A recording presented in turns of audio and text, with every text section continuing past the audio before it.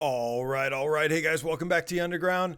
Now, what I'm about to tell you, ladies and gentlemen, might be a bit of a shock. So, some of you, especially you savvy VR veterans that have been in the VR ecosystem for quite some time, might want to take a seat when I say these next words. Are you ready? Are you ready? Undead Citadel is out today on PSVR2. What? What? I know. It has been a long 8 years of waiting for this game. And of course, there's reasons that it's taken that long, and they've been pretty transparent about it. But I think at the end of the day, the big question that you all want to know the answer to is, has the wait been worth it for me personally? And the answer is, yeah, kind of, actually. I was honestly expecting to be just nothing that this game could do would satisfy me enough to make up for all that time waiting. And you know, I think what we ended up getting here is a really fun, brutal, medieval dark fantasy combat game where you just go around slaying hordes of undead, a couple bosses here and there, and there's about a 5 to 6 hour story campaign with 10 chapters. Then there's also a horde mode that's separate, that's just replayable. You just play wave after wave. And in between, there's also a bunch of weapons that you can unlock. There's around like 80 weapons in this game. So there are a lot. And this is a heavily physics driven, brutal melee combat game.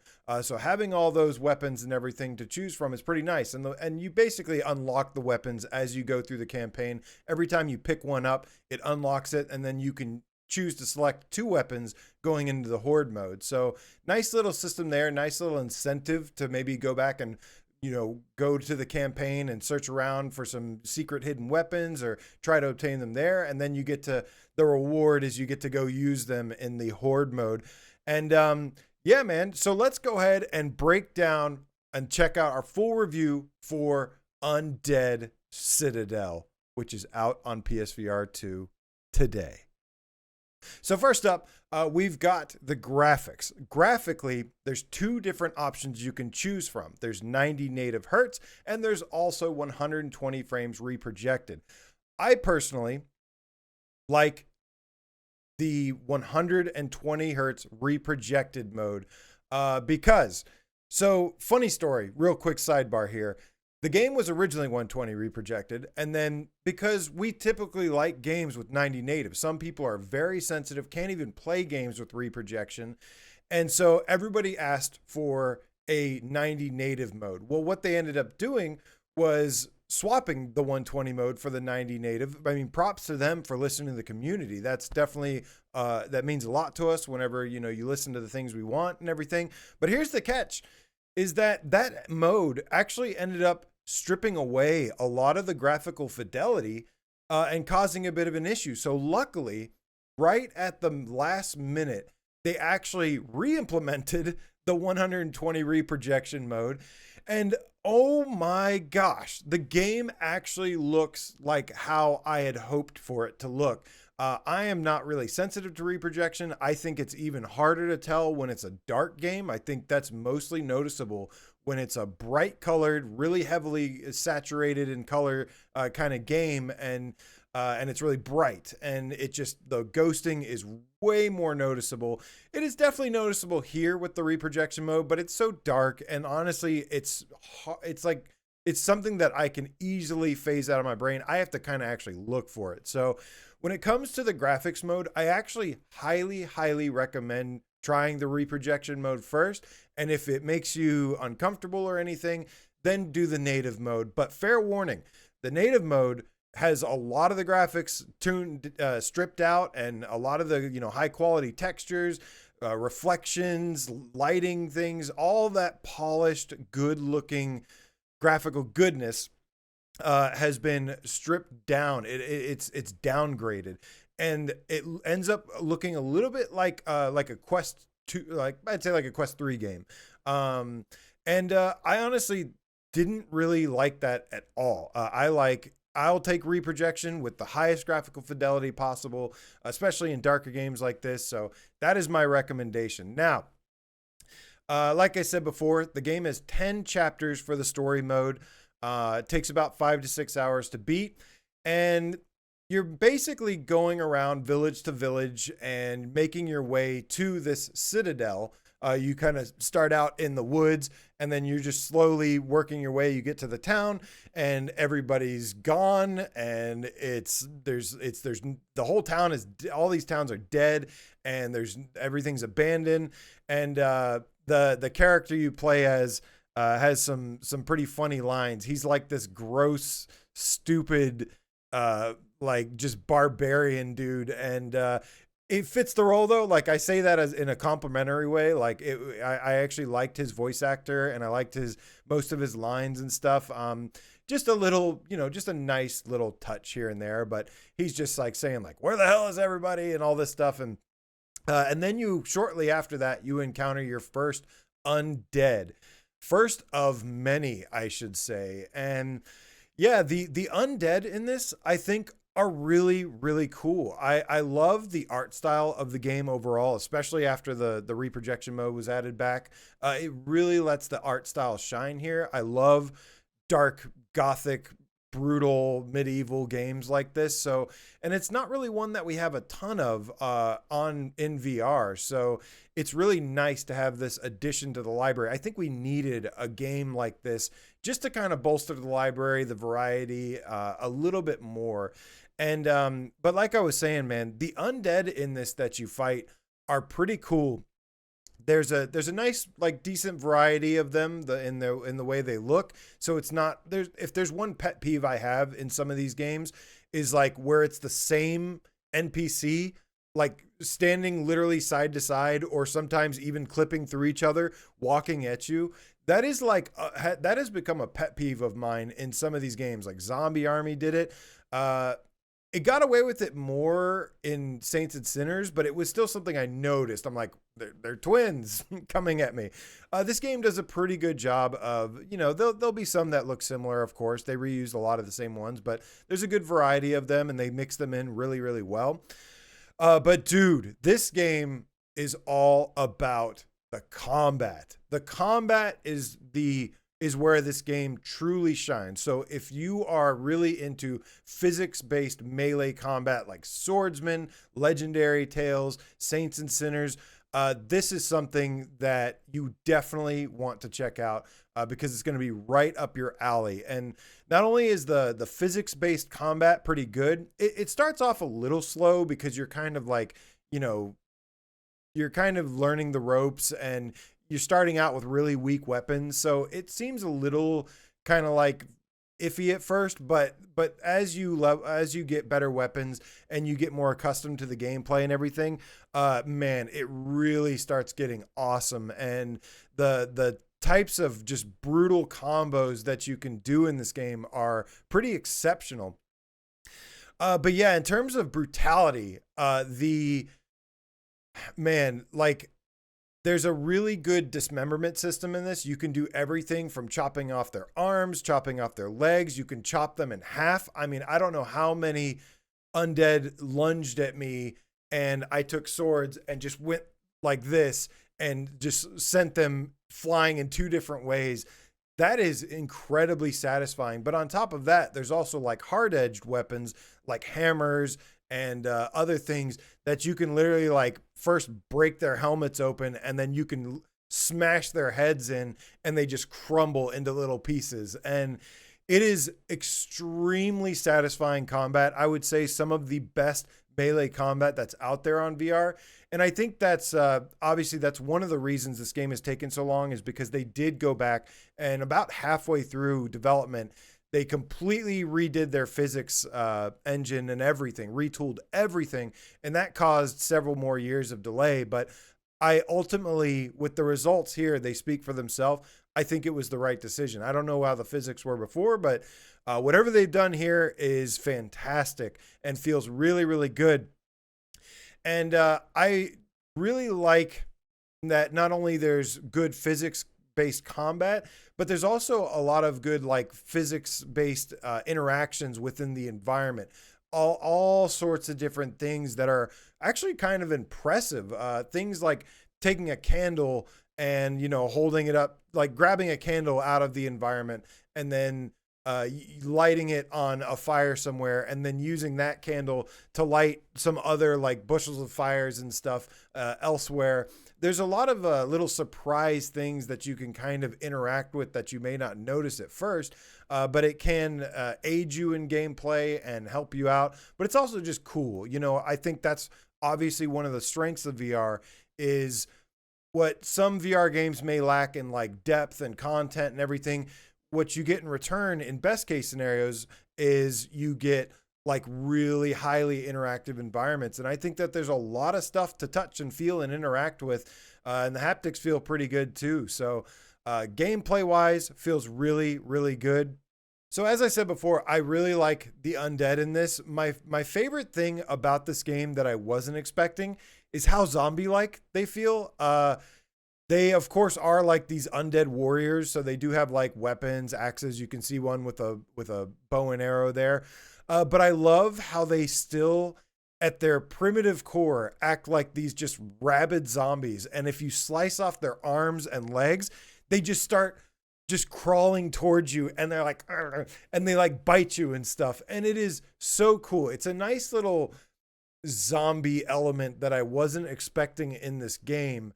I was expecting more just them just, you know, coming and attacking you with weapons and dying. But I love the way that they crawl after you if you slice their legs off, or, you know, even if you slice their arms off. They are relentless little bastards. And that just makes them even more fun to kill. So in terms of sound design, this part was a little bit of a mixed bag for me. You know, sound is something I'm very sensitive to, being a musician for 15 years of my life and growing up with music and loving it. It is something that I pay really close attention to. It can, to the point of make or break a game. I don't think it breaks the game here, but I think the sound design was actually one of the little slightly weaker elements. I did like the voice acting. That was fine. I didn't mind like the, you know, the horde sounds or whatever. That was fine. Some of the enemies. It was more so like the music, the background music. There may have been some like okay stuff here and there, but a lot of the times there's this tribal drums that sounds like stock footage or stock sounds that I've heard even in other games, and it bothered me in those games. So it was a little disappointing to hear that music just like play over and over on repeat, just like some tribal drums going around. So some of the other little critiques I might have are, you know, obviously this game, like I said, it was redesigned a few times, and then they targeted the quest platform at first. Now, luckily, it didn't completely compromise the experience or the game, luckily, because that can certainly happen, where games have to be developed for mobile hardware and just don't have like the horsepower behind it. Kind of like the design, the theory, the blueprint of the game has to be compromised in many ways versus like playing on PS5 or playing on a PC, where basically the sky's the limit almost. But there are some things here and there that I did have a couple gripes with. Mainly, every time you open a door, I mean, you're in a town with tons of buildings, and you can go into a lot of them, and every single door you open, it goes to like a fade to black screen. I'm not crazy about that. The loading screens when going from chapter to chapter, that didn't bother me as much. Gave me a nice second to breathe. But in terms of just like, you know, taking you out of the moment, the opening of doors in any door anywhere, going to a black screen and then you going inside, definitely took me out of it a little bit. But ultimately, it was something that like I just eventually forgot about. Like it didn't really bother me as much, but I still want to point that out as a critique, because I do think it is one. So overall, my final thoughts here, you guys. I really, really enjoyed this game. I do think some of it is, unfortunately, for being in development for so long, instead of kind of like evolving more and more over time, which I'm sure it did in some ways, unfortunately, there are some things about the game that make it feel a little bit dated. just in design, a little simplistic with the campaign. They do, I think, throw in like a couple like puzzle elements here and there. And yeah, those kind of aren't really implemented well. There's certain items like keys you have to get, and you can't take the key out and lay it out on the ground outside. You have to either put it on your belt or you have to just know where it is and go back. There's two puzzles in this game or two parts in this game that will probably everybody will get stuck at. I got stuck at it. Brian got stuck at it. And it's because it's just kind of not really explained well. There's no markers to kind of tell you where to go. And sometimes the dialogue doesn't, like, I'm okay with the no markers because, again, keeping it as immersive as possible is great. But there's also the voice cues as to kind of clue you in where to go next. It seemed a little off sometimes, so it's easy to get lost in this game, which is surprising because it's actually a pretty linear game. It's not a very big, vast open game, but they do a good job of designing the towns and everything with just enough to give you a little bit of a satisfying exploration experience. And there are a couple rewards here and there, between health items, potions, different weapons you can find, things like that. It actually does make it worth it. And then also you're kind of forced to anyways for some of the key items that you need in order to progress the story, which, by the way, one thing I almost forgot to mention about the weapons, they do break. And I actually, after spending like 1 or 2 hours with it, all of the systems and mechanics that they have in place started to kind of click for me, started to make sense. And I'm like, oh, this is how they've designed this. And there's some pretty clever designs here that work really well. Some people don't really like the weapon degradation system in general, but I think it's really well done here. The weapons, they give you enough time to be able to use them a good bit before they break. And also there's like just gobs of weapons everywhere constantly. I mean, you can pick up weapons off of, the undead that you slay and everything. So, and there's a nice little mechanic as well where you press the button and you press the top buttons and it will actually give you the stats of the weapon, which it'll tell you the damage that it does, as well as the health of the weapon itself. So you can kind of see if it's getting low, if you want to change it out. It gave it almost like a little bit of an RPG feel, which was nice, but this is definitely not an RPG. This is 100% just an action adventure game that's heavily based around like physics-based combat and a main campaign with a big bad boss at the end. Final boss fight was okay. Wasn't anything great, but it was like fine enough. It was serviceable, I guess. And then like I said, you also have the horde mode, which will add some replay value. But overall, guys, I would definitely highly recommend this game. Probably give it I'm probably at like a 7.8 right now, I would say. That's subject to change. I look forward to playing it more with the reprojected mode, which I know sounds crazy, but it's the truth. But yeah, I'm somewhere around like a 7.8 right now, but a strong recommendation. If $30, if you don't think you'll replay the game or really get into the horde mode and want to unlock all 80 weapons and try them out, I think at least get this game on sale. I'd like it for more like the $20, $25 mark. I'd give it 25. So it's only like $5 off my recommended price, really. 20 to 25, $5 to $10 off. But I do think, this game is definitely worth picking up. And I'm really, really happy that it feels pretty satisfying for the wait. I don't want every game to do this. Hell no.